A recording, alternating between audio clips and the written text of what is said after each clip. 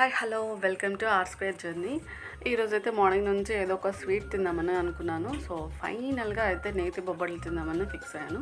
So దీనికి కావాల్సిన ingredient, దీని ప్రాసెస్ అనేది మన ఛానల్లో పోస్ట్ చేద్దాం అనుకున్నాను. సో ఫస్ట్ అయితే ఒక కప్పు గోధుమ పిండి తీసుకోండి. సో సేమ్ కప్పు తోటి బాయిల్ చేసిన పచ్చిశనగపప్పు కూడా తీసుకోండి. సో ఇది బాయిల్ చేసిన పచ్చిశనగపప్పు. అండ్ నెక్స్ట్ వచ్చేసరికి బెల్లం ఒక కప్పు తీసుకోండి. బెల్లం ఫస్ట్ అయితే మనం ఆ గోధుమ పిండి తీసుకొని, సో మనం ఏ కప్పుతో అయితే గోధుమ పిండి అండ్ పచ్చిశనగపప్పు తీసుకున్నాము, సేమ్ అదే కప్పుతోటి బెల్లం కూడా తీసుకోండి. అప్పుడే స్వీట్ అనేది పర్ఫెక్ట్గా ఉంటుంది. సో ఫస్ట్ అయితే ఈ గోధుమ పిండిలోకి టేస్ట్కి తగ్గట్టుగా కొంచెం సాల్ట్ యాడ్ చేసుకోండి. సో ఎవరైతే సాల్ట్ ఎలా తీసుకుంటారో సో సేమ్ వాళ్ళ టేస్ట్కి తగ్గట్టుగా సాల్ట్ యాడ్ చేసుకోండి. సో నేనైతే ఈ గోధుమ పిండి అనేది నార్మల్ ప్యాకెట్ గోధుమ పిండి యూజ్ చేయట్లేదు. సో నేను గోధుమలు తెచ్చి వాటిని గ్రైండ్ చేసిన గోధుమ పిండి యూజ్ చేస్తున్నాను. అదైతే టేస్ట్ బాగుంటుందని ఇందులోకి కొంచెం వాటర్ యాడ్ చేసుకొని మనం చపాతీ పిండి ఎలా అయితే కలుపుకుంటామో సో సేమ్ అలానే కలుపుకోండి. చాలా సాఫ్ట్గా ఉండాలి. సో వీడియోలో చూస్తున్నారు కదా, సో సేమ్ సాఫ్ట్గా కలిపి పక్కన పెట్టుకోండి. సో ఇప్పుడైతే నెక్స్ట్ వచ్చి బాయిల్ చేసిన పచ్చిశనగపప్పు బెల్లాన్ని గ్రైండ్ చేసుకోండి. సో దీన్ని మనం స్టఫ్కి యూస్ చేస్తాం.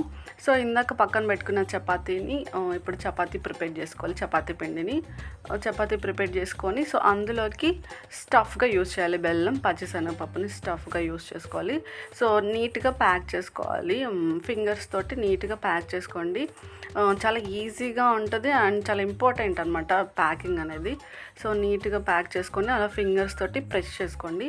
కావాలంటే మీరు కొంచెం ఆయిల్ కానీ లేదంటే నెయ్యి కానీ తీసుకొని అది ఫింగర్స్కి అప్లై చేసుకొని సో చేతితోటి ఫింగర్స్ తోటి నీట్గా ప్రెస్ చేసుకుంటూ బొబ్బట్లు అనేది మనం ప్రిపేర్ చేసుకుంటాం.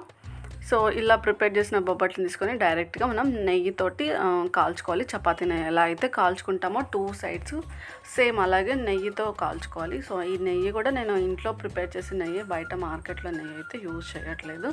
టేస్ట్ బాగుంటుందని. సో స్మెల్ కూడా చాలా అంటే చాలా బాగుంది. మంచి స్వీట్ స్మెల్ అనేది వస్తుంది. సో దీన్ని మనం 2 సైడ్స్ కూడా నీట్గా కాల్చుకోవాలి. మనం చపాతీని ఎలా అయితే కాల్చుకుంటామో అలానే కాల్చుకొని సో 2 సైడ్స్ కాల్చుకోవాలి.